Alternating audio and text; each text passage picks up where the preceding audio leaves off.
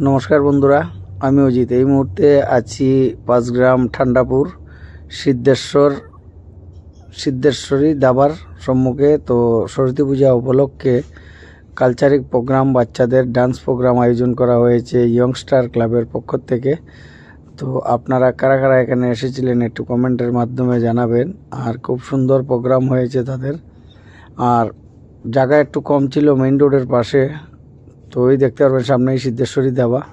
তো দাবার সঙ্গেই হচ্ছে ইয়ংস্টার ক্লাবের পরিচালনায় 2025 6 ফেব্রুয়ারির এই প্রোগ্রামটা সুন্দরভাবে ওরা কমিটি সাকসেস করতে পেরেছে। তো কারা কারা ভিডিওটা দেখেছিলেন একটু কমেন্ট করবেন, আর যদি ভালো লাগে তাহলে শেয়ার করে দেবেন, যাতে প্রতি বছরই তারা এইভাবে সুন্দরভাবে প্রোগ্রাম করতে পারে।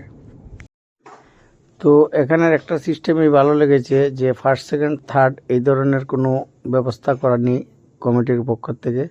ওরা যারা যারা ডান্স করেছে সবাইকে মেডেল এবং সার্টিফিকেটের মাধ্যমে সবাইকে উৎসাহিত করেছে।